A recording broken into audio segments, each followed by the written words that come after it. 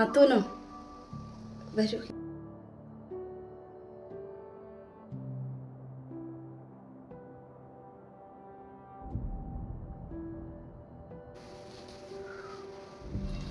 അപ്പോ ലക്ഷ്മി, ഞാൻ വന്നത് എന്താന്ന് വെച്ചാൽ ചിക്കുവിന്റെ കല്യാണമായി. കല്യാണം ക്ഷണിക്കാൻ വേണ്ടിയിട്ട് വന്നതാണ്. കല്യാണം ഈ മാസം 30-നാണ്.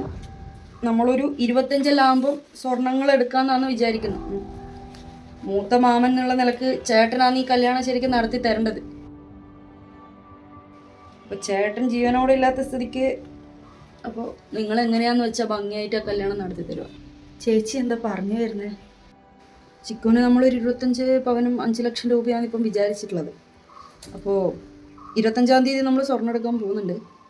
നിങ്ങൾ പൊന്നാണോ പണമാണോ എങ്ങനെയാണ് തരുന്നതെന്ന് വെച്ചാൽ 25-ാം തീയതി അറിയിക്കുകയാണെങ്കിൽ നമുക്ക് സൗകര്യമായിരിക്കും.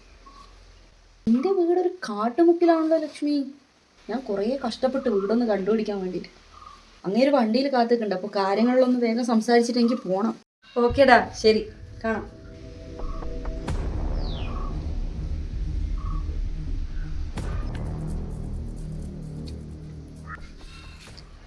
അല്ല, ആരിത്? ആൻറ്റിയാ? എന്താണ് വഴി എങ്ങനെ തെറ്റി വന്നാണോ?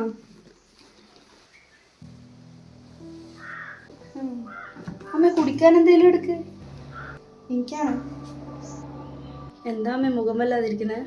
ഞാൻ ചിക്കുവിൻ്റെ കല്യാണം ശരിയായത് പറയാൻ വന്നതാ. എനിക്കറിയാം ആൻറ്റി, സോഷ്യൽ മീഡിയ അതിനൊക്കെയുള്ളതാണല്ലോ. ആരും പറയാത്ത കുടുംബത്തിലെ കാര്യങ്ങളൊക്കെ നാട്ടുകാരുടെ കൂടെ ഒന്നിച്ചറിയാനുള്ളൊരു ഉപാധിയല്ലേ ഇത്. ആപ്പൻ്റെ മോളുടെ കല്യാണവും മാമൻ്റെ മോളുടെ പ്രസവവും നമ്മളതിലൂടെയൊക്കെ അറിഞ്ഞോളൂ. അതെല്ലാം ഇരിക്കട്ടെ, ഇപ്പം വന്നതിൻ്റെ ഉദ്ദേശം എന്താണെന്ന് മനസ്സിലായില്ല. നീ ഇത്രയും അറിഞ്ഞ സ്ഥിതിക്ക് ബാക്കി ഞാൻ പറയാം. സ്ത്രീധനമായിട്ട് കൊടുക്കുന്ന പണത്തിനും സ്വർണത്തിനും നിങ്ങളുടെ പങ്ക് എത്രയാണെന്ന് അറിഞ്ഞാൽ ഞങ്ങൾക്ക് ബാക്കി കരുതാലോ. അപ്പോൾ അതൊന്ന് സംസാരിക്കാൻ വന്നത്. പിന്നെ എൻ്റെ ചേട്ടനില്ലേ, എൻ്റെ അച്ഛൻ, അങ്ങേര് ജീവിച്ചിരിപ്പുണ്ടായിരുന്നെങ്കിൽ അവർ നടത്തിയാനേ കല്യാണം. ആൻറ്റി, ഞാനൊരു 5 പവൻ കുറവാണ് മോളെ. അതല്ല, ഒരു 5 മിനിറ്റ് തരും. അതിൻ്റെ ഉള്ളിൽ നിന്ന് ഇവിടെ ഇറങ്ങിപ്പോയില്ലെങ്കിൽ നാണം കെട്ടിറങ്ങേണ്ടി വരും. ഡീ മോളെ, അമ്മ മിണ്ടാതിരിക്കേ. നമ്മൾ അനുഭവിച്ചതൊന്നും നീ എന്താടി പറഞ്ഞ? ഒരു ജോലിയാന്ന് വെച്ച് നെകളിക്കണ്ട. നിങ്ങളൊരു മനുഷ്യ സ്ത്രീയാണോ? ഇതുവരെ നടന്നതൊക്കെ നിങ്ങൾ മറന്നിട്ടുണ്ടാവും, പക്ഷെ ഞാൻ മറക്കില്ല.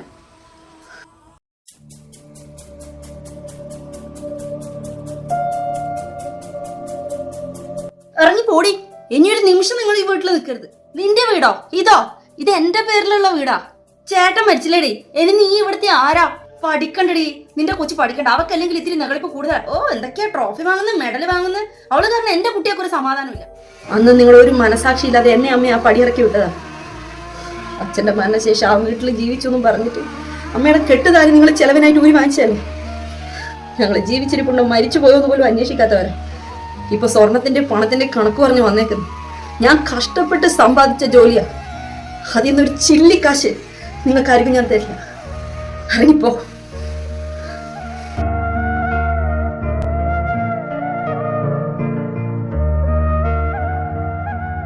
അമ്മേ, പണം ഉണ്ടാവുമ്പോ വരുന്ന ബന്ധങ്ങളൊന്നും നമുക്ക് വേണ്ട അമ്മേ.